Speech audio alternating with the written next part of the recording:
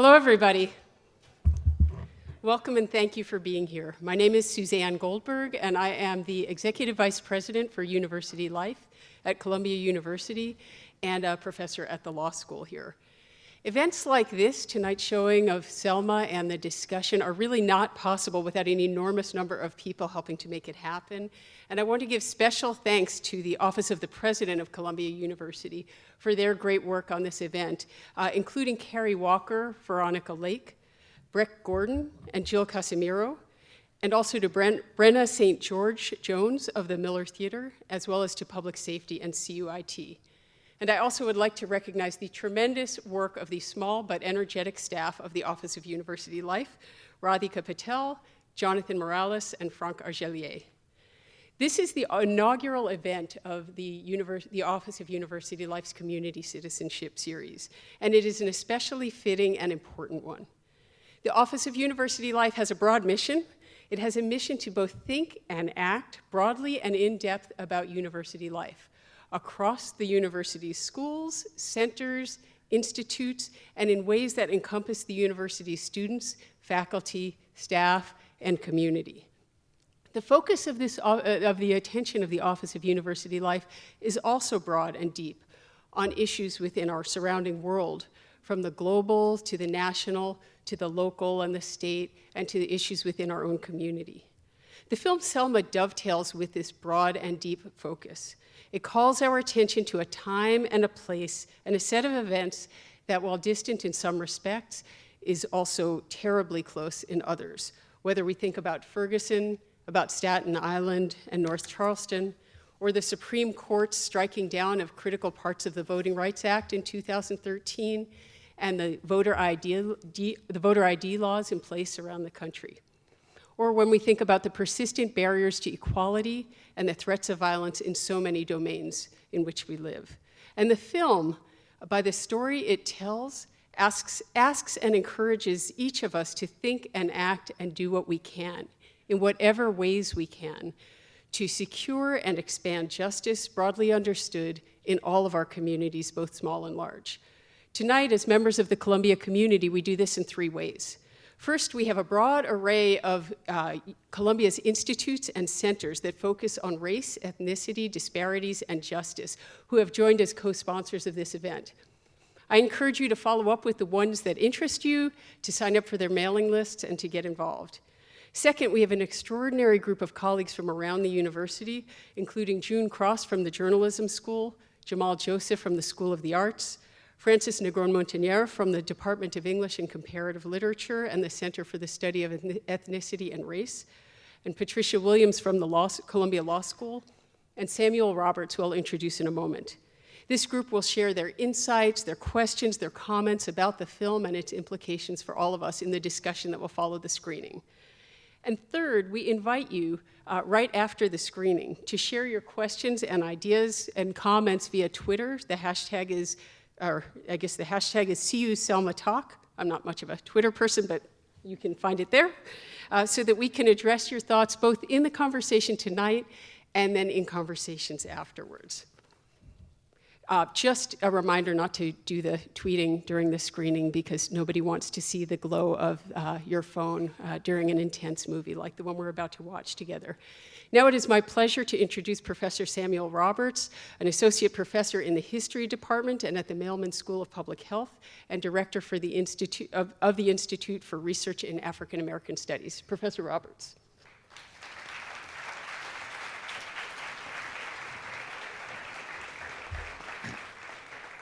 Good evening. Yeah, there we go. Thank you very much. I am just here to briefly say welcome and thank you to all of you for registering and coming out this evening. I think this film, if you haven't seen it before, or if you have, like myself, you're here to see it again, it's something that is still thought-provoking the second and third time that you may see it. If you haven't seen it, you're in for something which will leave you talking about it probably for the rest of the year and well and beyond. It's very fortuitous, or shall we say appropriate, that the film that we are seeing it in 2015, 50 years after the original Voting Rights Act.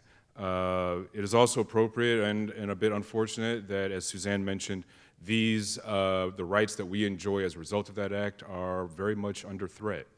And it seems that particularly with the mind of the Supreme Court, even against how Congress may vote, that the VRA could be in jeopardy of being eroded in very drastic ways. I think it's important that we talk about what this film represents for us in terms of public memory and how we think about history itself and how we use history itself to move forward and in what ways, what strategies do we employ. At the Institute for Research in African American Studies, that's something that we do every day of the week. We are, in our very fiber of our being, so to speak, in our DNA, it's very dramatic language, I know, but it's a film. But what we do every day is public engagement and thinking about the issues that are at hand, be they historical or contemporary. We will have a wonderful discussion, as Suzanne mentioned. We have some very good friends and colleagues of ours here who have decided to join us on this beautiful, warm April evening after the film. It should be great. And I also encourage all of you to think about your questions during the film, for we will have a Q&A where we can, all of us, talk in conversation. So let's think about public memory. Let's think about what are our, not just our rights, but what are our duties as citizens in terms of protecting rights that were so hard-earned 50 years ago. And let's think about, we should think on a national and a global level, but also thinking about this smaller community that we call Columbia University. Thank you so much for coming. I'm really looking forward to it, and enjoy the show.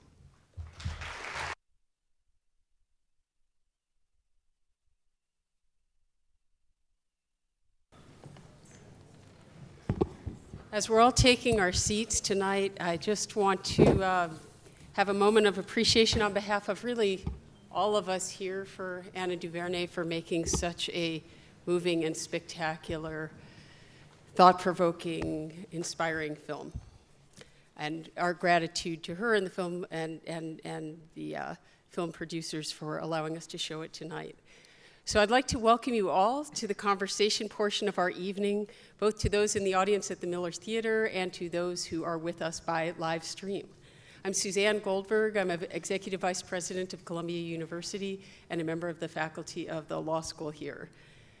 A film like Selma calls for conversation immediately, as we're about to have, and for long into the future. Since our time tonight is limited, I invite you to think of this part of the evening and our conversation as a time for sharing sparks of ideas, questions, thoughts, short comments to be pondered now and to be returned to again tomorrow and beyond. Just a few weeks ago, President Obama stood on the Pettus Bridge and said, if we want to honor the courage of those who marched that day, then all of us are called upon to possess their moral imagination. All of us will need to feel, as they did, the fierce urgency of now.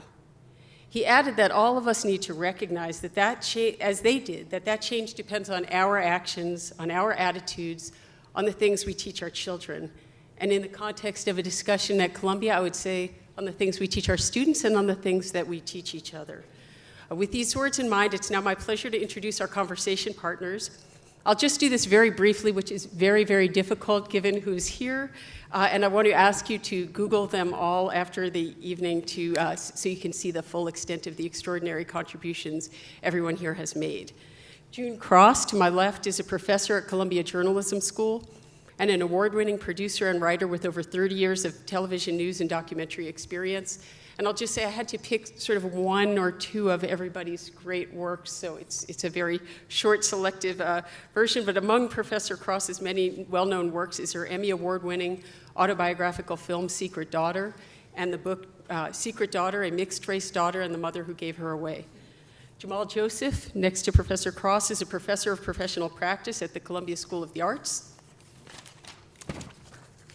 He is a writer, producer, director, poet, and activist, and an Academy Award nominee in the original song category, and the acclaimed author of the memoir and soon-to-be screenplay Panther Baby, a life of rebellion and reinvention about his life, including his experience as a member and the youngest spokesperson of the Black Panther Party. Next, we have Pat Williams, Professor Patricia Williams, who is the James Dorr Professor of Law at Columbia Law School, my colleague, an award-winning scholar and a leading critical race theorist. Among Professor Williams's works is the well-known Alchemy of Race and Rights, Diary of a Law Professor. You may also be familiar with Professor Williams's wonderful column, Diary of a Mad Law Professor, which comes out regularly in The Nation magazine. Next to Professor Williams is Professor Francis Negron-Montaner, an associate professor in Columbia's Department of English and Comparative Literature, a leader of Columbia's Center for the Study of Ethnicity and Race, and of the Media and Idea Lab within the center. She is also a writer and a scholar with many award-winning works to her credit, including Rincon El Charco, Portrait of a Puerto Rican, which is the first Puerto Rican film to examine issues of race, gender, and homophobia in the context of migration. Samuel Roberts, who I introduced earlier and who's my partner in facilitating the conversation tonight, is Associate Professor of History at Columbia and Associate Professor of Socio-Medical Sciences at the Mailman School of Public Health, as well as Director of the Institute for Research in African American Studies here. Among his works is the book Infectious Fear, Politics, Disease, and the Health Effects of Segregation, which explores the political economy of health, urban geography, and race in the late 19th and mid-20th centuries. Now I'll turn it over to Professor Roberts with a reminder to all of you to add your questions to the mix via the hashtag #CUSelmaTalk. And at some point in the evening, Radhika Patel, the Chief of Staff for the Office of University Life, will be bringing them to our attention so we can engage with them as well. Sam. All right. Thank you so much, Suzanne. Can everyone hear me? Yeah? I also want to thank the Office of Programs and Events again for doing this. This is a wonderful opportunity to discuss an important film and with such wonderful colleagues as well. I've been looking forward to this for quite some time and to the discussion afterwards. I thought it might be a good idea to open up maybe with some reactions. We have amongst our panelists filmmakers, we have scholars, activists, and I think from those various points of view, I'd be curious to hear your reactions to the film, and then also maybe perhaps a bit of discussion about what the public reaction has been. I imagine that many or all of you have been watching the debates surrounding the film about its veracity and et cetera, it's the tone that it strikes, shall we say. I think a number of people have just taken issue with the tone, even. Don't know exactly how that works, we can discuss that. But maybe we could open up with some initial reactions. And from anybody, perhaps Francis. I think one of the things that strikes me about the film is how self-aware of an intervention it is in the shaping of public memory. There are multiple references in the film to the power of media as a shaper, as a force in the way we think about the past and the way it relates to the present. And I think there's three kind of distinct ways that the film attempts to produce an alternative imagining to other existing more hegemonic ones. One is in the way that it relates elements that otherwise would be absent from the narrative. So for instance, the inclusion of what we can call many instances of the private transcript, like James Scott puts it. In other words, conversations, interactions that we would have, there's probably no access to what happened, even in a recorded manner, let alone by the complexities of memory. So in providing us and imagine a proposition of what that private transcript could have been, really situates us to think about relationships between events, between people, between circumstances that we might not otherwise be able to imagine or ask questions about.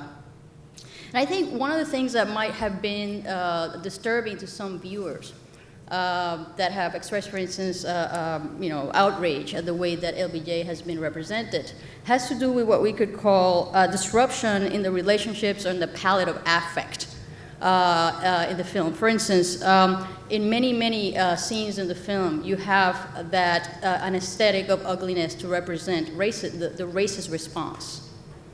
And in Hollywood film, traditionally, whiteness is associated with good, with pure, with heroics. And in this film, there's a real disruption of that economy of affect, and it's repeated throughout as an aesthetic. It's not only a political in the big sense of representing big political events, but also it's an aesthetic, a formal intervention in the ways that we narrate and we tell stories. And I guess I have some ways that I think the film does not entirely succeed in some of what it proposes to do. And I also have some thoughts about continuities and discontinuities that the film proposes from a political, questions that it raises from a political point of view, but I probably leave that for later. All right. June, you had some thoughts that you shared with us over the past day or so concerning your reaction. I think this might be a good time if I could. So this is the second time I've seen it, and it was much more emotional for me this time. I didn't cry 5 times the first time I saw it.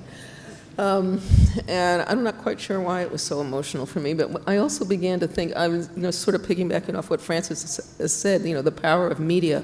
Martin King is portrayed as being very callous, and not really callous about the actual lives of the people who were putting their lives on the line, but the fact that he was willing to put lives on the line in order to achieve the greater goal, and that it was really a media entertainment show almost in a way. I was struck with on this viewing in a way that I hadn't been the first time, because the first time I was watching it was through the lens of having worked at Blackside, which did the original Eyes on the Prize series. And we did this story as the documentary, and this is the movie, not the documentary. So you can get very caught up when you're looking at movies and thinking that, well, no, LBJ wasn't like that, and Malcolm never really met with Coretta, and where's Stokely Carmichael? He's not even represented, and what about all the singing that they did when they went back to the church that night after Bloody Sunday and sort of rallied themselves together? And it really wasn't about Martin, it was about the people and SNCC, and all of those themes are in there, but different people represent different things because it's a film, it's a movie, not a documentary, which I often have to tell people. That being said, I was also reminded of a film that came out, 30 years ago called Mississippi Burning. That was pilloried and ultimately sort of driven underground because it portrayed in Mississippi the FBI as being the good guys and rescuing African Americans from the clutches of the Klan, when in fact the FBI was paying Klan members to be informants, and they were perpetrating violence against those who were fighting the good fight in Mississippi. And as I was sitting there, I said, well, okay, if it matters what role the FBI played in Mississippi, then it should also matter what role Lyndon Johnson actually played. And I think it does matter, and we can draw, I feel at the end of the day there's an emotional truth to the representation of Lyndon Johnson in this film. But in fact, there are things that he didn't do. He wasn't as antagonistic as he was at first portrayed. He was already he already had the foundation for the Voting Rights Act sort of in hand when the events of Selma unfolded. So it's not a nuanced portrayal of Lyndon, but it's an emotionally true portrayal of Lyndon. And you just have to sort of go back to your history books and go back and watch the actual documentary from Eyes on the Prize where we talked about this event in order to sort of judge it against history. And to the degree that it does that, I think it's a wonderful thing, that it sends us back to look at the actual record, because these are real people. Everybody in there is a real person, and so you're sitting there, it's like, oh, wow, there's John Lewis, and there's Diane Nash, and there's Mrs. Boynton, and I know those. I've been in that cafe where Jimmy Lee Jackson was shot, and I interviewed the man that owned that cafe, and he told me what happened, and that actually happened pretty much the way he said it happened. So there's a lot of parsing of truth from fiction, but at the end of the day, you have to remember it's a movie. I think from two perspectives, that it's an important film for young people. I work with young people in Harlem, and the contact that I have here on campus and at other places with student activists, it is a great reminder of how young the movement was, and how students and the portrayal of John Lewis and SNCC, and yes, Stokely was missing, but how young people in the civil rights movement was, and then just a year or two later, people in the Black Power movement were students, 18, 19, 21 years, 22 years old. Diane Nash, John Lewis, the folks who were really on the forefront, and the folks with even in the structure of the civil rights movement pushed the people who were slightly older. Remember, Dr. King was quite young. He died at 38, 39 years old. Pushed them more not to back down, even within the context of the nonviolent revolution.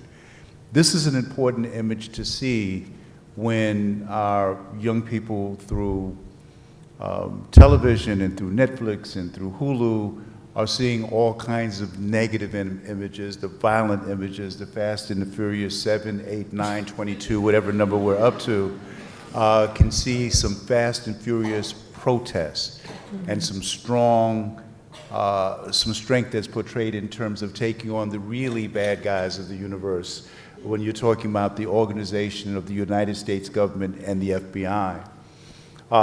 As someone who was a young member of the Black Panther Party, I like the bravery and the honesty with which the FBI's counterintelligence program was portrayed, which did so much to attack the civil rights movement and the Black liberation movement and anti-war movement, the student movement here at Columbia University. Speaking from the other side as a filmmaker who does narrative films, understands dramatic license when you have to take a great movement and condense it into a great moment in the movement and condense it into something that's 2 hours of film or 2 hours and 15 minutes of film, that you will take dramatic license. But from folks who worked in film, and this film had a galvanizing effect in terms of those of us who were working with studios and who were working, slightly inside and outside of the Hollywood system in the way that it was overlooked at the Oscars. And I was at a dinner in February called the Icon Man Dinner, and 2 black women organized the dinner that celebrated black men who had been nominated or had won Oscars in the history of the Academy. And my sons joked that when I accepted the invitation to go out there to say, well, Dad, you and the other 4 guys should have a great time. But it was actually quite full, and David Oyuelo was there, who played Dr. King, and Bradford Young, the young cinematographer who shot the movie, who photographed the movie. And it was a great celebration in terms of acknowledging that, but the work that has to be done. The Academy had a chance to make history in nominating Ava DuVernay as the first African-American female to be nominated for an Oscar. It failed to do that. And in so many categories, it failed to acknowledge great filmmaking and great work for an important subject, an important American film. And that had the effect of making black filmmakers kind of come together in a way to say, we will continue to tell these stories, and we will continue to understand that they are valid when they move people. They're valid when a film like this can continue to have life at Columbia University, but also it's being shown at middle schools and primary schools and high schools and churches and community centers, and that creates a kind of digital revolution that we should all be part of. Thank you. Suzanne, did you want to? I did have a follow-up, but it can wait a while. Yeah, please go ahead. I was going to ask Pat Williams to weigh in. Again, I'm hardly a filmmaker, but I am really, really intrigued by the fact that this movie struck me so intimately. It was such an intimate film, and part of it is just having lived through this. I was quite young, but not that young. I mean, I was I just turned 12 or 13 at the time this was happening. So I was very aware, and it was very formative. There are a couple of things that strike me. One is that this is a film for which there are transcripts. I mean, a lot of them are redacted, but actually the FBI does have transcripts of many of the intimate moments of this. No, I mean private transcript. I meant what happens in private. Yes, but I mean, but even what happens in public. My point is that even what happened in public, my understanding was compromised to some degree in the making of this film because of the proprietary fight among the King children, and that really broke my heart. To think about the fact that this actually is now taking place in a world where I think all of our civil rights struggles are taking place against a backdrop that is so denominated by proprietary battles over everything. So the intimacy of this was to some degree disrupted by the fact that I, at the age of 12 or 13, had almost memorized every word that King said, and it was disconcerting to have well-written, but clearly not the kind of singing rhetoric that were his precise words. They were very, very carefully chosen words, and this was rewritten. So it was a representation with some sense of fiduciary duty, and that's what really intrigues me about it is not a documentary, but a film of this stature has some sort of fiduciary responsibility. What was standing between that and its rendering was, again, a kind of proprietary world that I think has become the new edge of politics, because it is proprietary, not just about owning particular words. It is, I kept thinking, what will happen in today's world if there is a need for this kind of, and there certainly is a social movement that we need on all kinds of things, but could we have this kind of march on Pettus Bridge in today's world? And it seems to me that there are a lot of things militating against that. A lot of that has to do with technology, proprietary interests in technology, battles on the legal field about whether or not you can, who and what you can film, who owns what, and then laws about security and terrorism, because one wonders what a young movement like this would meet in today's world where everything is surveyed. It isn't simply a matter of, putting a tap on a wire. I mean, every bit of what we do is surveyed, and that surveillance system is something that I don't see college students. There's no SNCC movement. People don't seem to feel personally implicated by the political dimensions of the fact that every single part of your lives is being recorded on your instruments or on your computer or on street corner cameras. And it seems to me that the apathy in the face of that is something that, I would hope that people would take away from this movie.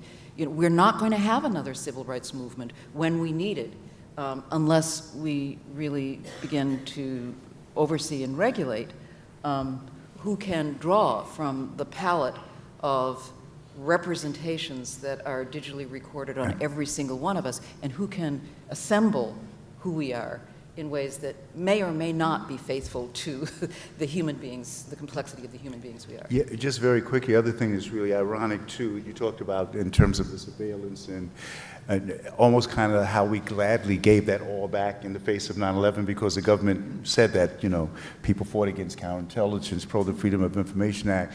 But you look at the image of the police, and you look at the image of the police today, the militarization of police, and in the way they show up in poor communities, and the way they show up in the shootings that's going on, you look at that and you go, not that much has changed except the weapons are better and the body armor is better. But that same kind of presence. Jim Clark in the looks militarization. quaint compared to police officers in Ferguson. Right. Yeah. Horses and billy clubs are nothing Exactly compared right. to Bearcat Yeah. armored vehicles. That's right. But I think each generation has to invent its movement for itself. I don't think this generation, we sort of saw with Occupy the beginnings of a movement that didn't really have a direction and a strategy or tactics. Then oddly enough, out of the same generation, we're seeing now what I would think of as a second civil rights movement surrounding the use of cell phones to capture police misconduct. And we've now got, just in the last week, 3 policemen who are suddenly, their stories are unraveling as a result of individuals with cell phones who are, engaged in the revolutionary act of recording a cop, and unraveling the stories that the police try to tell. So I think it's, I always, there's a part of me that's, nostalgic for, like the good old days when we were marching, but, that movement accomplished what it could accomplish, and now we're in a new world and a new age, and your generation is going to have to figure out what revolution you're going to create with the instruments at hand. This is why I think net neutrality was such a huge victory. That we still have some control, even though they're watching us all the time. They can't watch all of us.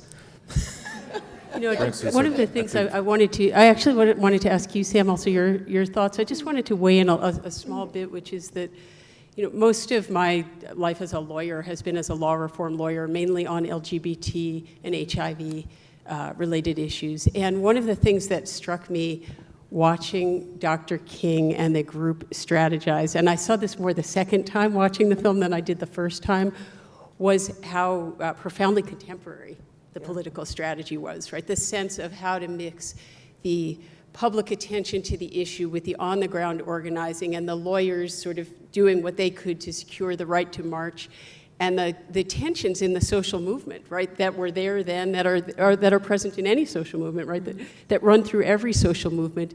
And one of the challenges, and I think I see this with in talking with students often, is the expectation that, you know, there is a social movement that has a vision, and it's not successful unless it sort of achieves that vision in lockstep, and it's never been that way. And part of what you see is, even with the diversity of views and the diversity of strategies, there is this way that a shared end goal, come at from many different perspectives, can be moved forward. There are ways to get there. And I think that, for me, is part of what is inspiring and reinvigorating when I think about steps that we are all, or each of us, is trying in different ways to take today. But Sam, do you want to weigh in with some of your thoughts about the film as well? Actually, I think, Francis, you Just wanted to do a briefly, quickly follow-up. yeah, I there. just want to briefly comment on some of the things that Pat and June mentioned, which I think one of the things that struck me politically of the film precisely had to do with, I mean, many people have pointed out the continuities, the police brutality, that kind of thing, but some of the things that struck me are the discontinuities, one of which is that although the film attempts to create a private sphere for Martin Luther King and include women to some extent in that narrative, we're still talking about a movement that had a clear leader, a model of organization that I think has become impossible. So I think one of the questions that the film asks for me is precisely has to do with how much things have changed in terms of how we conceive of social movements. For instance, we have a huge social movement in this country around immigration rights. Does anybody know who the leader is? There is no leader. You know, there's a multiplicity of actions in various fronts with various tactics and various relationships to each other, using media, which is something that the film and the moment, both the moment and the film, capture and anticipate that will be a very important aspect of mobilization, but with the contradictions that that have been mentioned, or the paradoxes of this new digital moment. So in that regard, I think one question to be explored is actually not only the continuities or the questions that the film raises that we might recognize as still problems to this day, but also the discontinuities, because that does raise the questions of strategies, tactics, and modes of mobilization. Yeah, I particularly like that point as well. One of my reactions to the film, this is my second time seeing it, and I'm also having a different reaction to it as well. I do have, first of all, I like the film. I'm not a filmmaker, so you all may take issue with it. I like the way it was executed. I thought the acting was particularly good. I'm not even a film critic, so I'll put that out there as well. But I also have, and this goes back to something that June said earlier, I do have some questions about the differences, or what are the elisions or the very fine lines between dramatic license. And even though I am a historian, I will allow dramatic license. I don't kind of fetishize the archive, and every minute detail has to be, in place and absolutely quote unquote correct. But at the same time, then, I believe that there should be literary license, but there are some things that give me pause. So as June pointed out, what does it mean not to have a Stokely Carmichael there and just a Malcolm X to represent a different way of thinking about a civil rights movement? Have we inadvertently recapitulated or reiterated, a very popular liberal narrative, which is that Martin Luther King led the civil rights movement and we all lived happily ever after? And that's clearly not the case 50 years later, where voting rights are, in high jeopardy as we began thinking about this. So there is a moment where Stokely Carmichael is telling Martin King, why don't you just say the words Black Power? It's not that difficult. And June will tell you, because it's in the documentary. I think it might be in the one that you produced in one of the episodes that you worked on, June. Mm-hmm.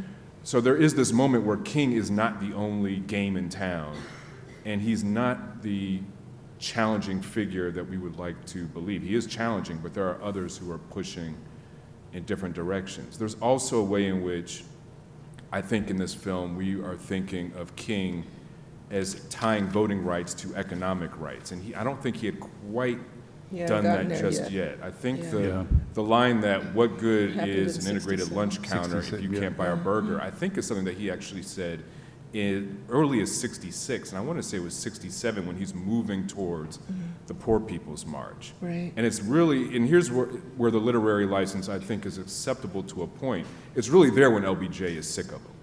It's really in 67. Like, I don't think Martin had really done the public critiques of Vietnam in 65. In the film we have him saying, oh, you can send troops to Vietnam, but not, I'm not sure he's really saying that publicly. Whereas in 67, he has that moral crisis and says, I can no longer be just about civil rights, just about voting rights, and think that's fine without critiquing American imperialism. So there is a bit, there's a bit of crushing of a very complex 4 years into 1 year there. I mean, those are my immediate reactions. Yeah. And that great speech, of course, at Riverside a year before he was killed on Riverside Church, Exactly. at Right. poverty, racism, and war, and really connects those things. But there's something else that, and I agree with that point that June made, but the other thing I think that it did do, and again, knowing what film does for filmmakers and for aspiring filmmakers, for young people, it's the emotional truth. It's the fact that a few of us watched it, and this is my second time seeing the film, and fought back tears. And that, I think, will inspire two things. For people to understand that activism can be an occupation and an avocation, that it's cool to be active, it's cool to question and critique, and to whatever form, Francis, as you said, the movement takes, the new models. And that they'll go back and investigate and watch Eyes on the Prize and read the books and go, it didn't really happen like that, it happened this way, and that's great. Anything I think that opens the door and spurns that interest in that way is exciting to me as a filmmaker and as an educator. I mean, the biggest aha moment for me was just tearing down that sort of stone image of Martin King in front of the Lincoln Monument saying, I have a dream. If I have to see that thing one more time, I'm going to die.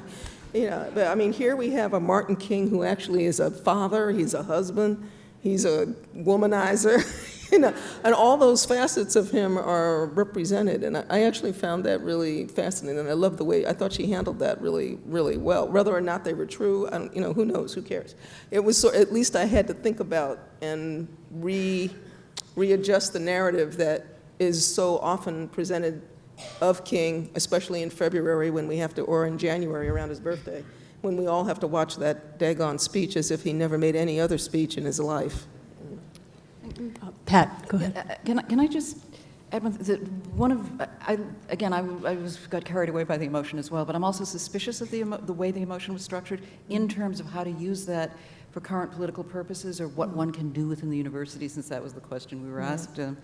Or as a lawyer, maybe that's the question I heard, but which is that it has a kind of emotional structured around good and evil, and so it's striking that if we don't have a Martin Luther King right now, we also don't have a J. Edgar Hoover right now, and so it's a much more dispersed sense of political. Well, not right now. We absolutely have the surveillance, but it's that invisible panopticon where we don't know whose eyes, and it is a multiplicity. And we do it to ourselves. Yes, well, we do it to ourselves, but it is clearly being done to us too. Yeah. And anytime you look at I agree, or if you actually read the USA Patriot Act, it is being done to us. If you look at what's happening in Spain, Spain just passed a gag law supposedly, which says you can't film police with your cell phones. Everything that we're kind of worried about here, you can't demonstrate within a certain number of feet of the city hall and so forth.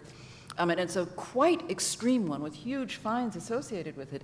And the response to it was really quite a wonderful bit of performance art. If it's online, I think it's gone viral, a YouTube video of thousands of people individually filming themselves, sent into a central thing, and then they projected it in front of the town hall of the first holographic protest out in front of the city hall. And that's wonderful and it's performative, but it also strikes me as being the kind of difficulty of, that we're going to have holographs, as perhaps a form of our freedom of expression. Will that have the same power as blocking a bridge? Because you can walk right through a hologram. Bull Connor can ride his horse right over it. And I think it's expressive, but is it the kind of intimate human expression that is going to motivate the politics I think we need to push back against the sense that unless we conform, we're all going to be in danger. But it's an unseen danger, it's an unnameable danger. It doesn't have a head or a heart. It doesn't have a J.F. Hoover or a Martin Luther King, and that's a diaphanous kind of new danger.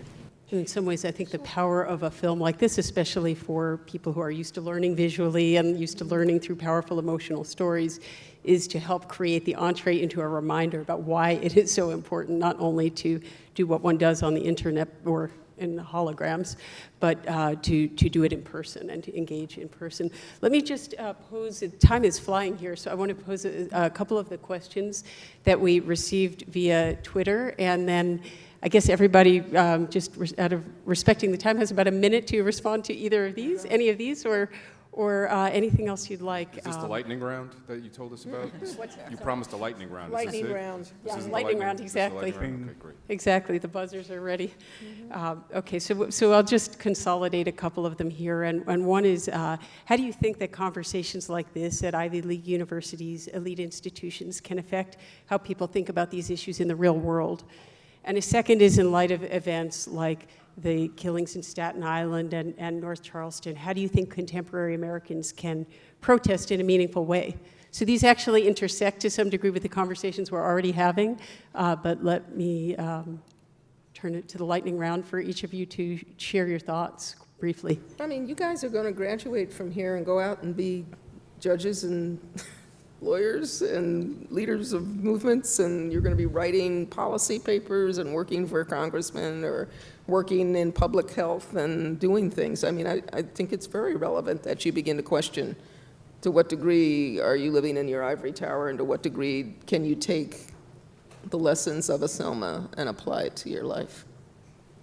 Yeah, I do think that the power of the people, the power of marching and protest is still relevant. It's still amazing to see bodies on the street, bodies at university protesting that.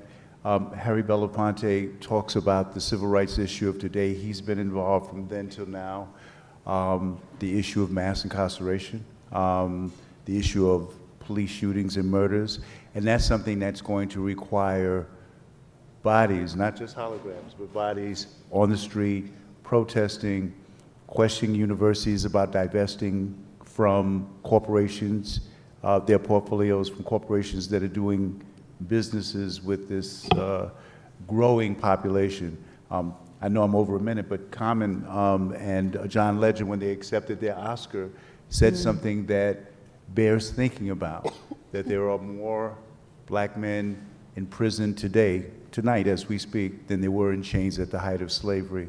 That is something to rally around and fight around and to find a mass movement that we all join in. And then what we would do in those rooms is learn about what was going on in the women's movement and the immigration movement and the gay liberation movement, and understand that it was one struggle. We almost have too much information now. We spend a lot of time digesting. We had less information and more acting, not to be nostalgic, but to understand that movement is about action.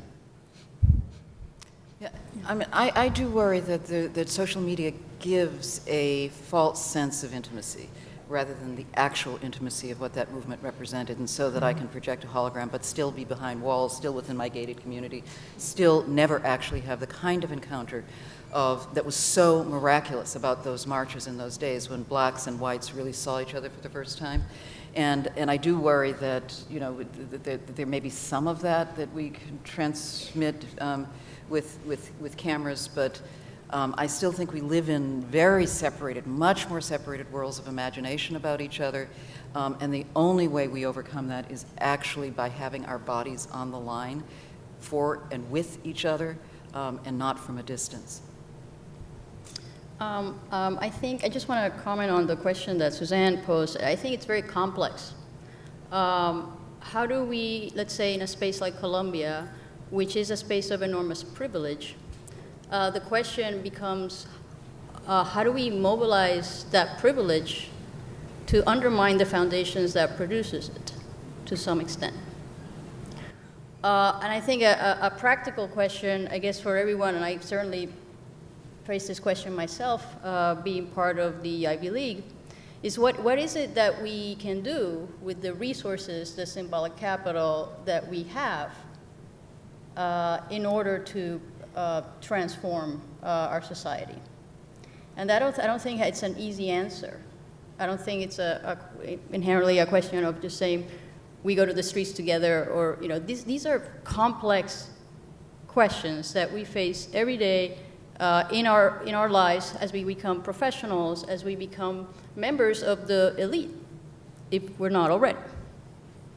So I think that is, I think a question for all of us to talk about, because I don't think it has an easy or simple answer.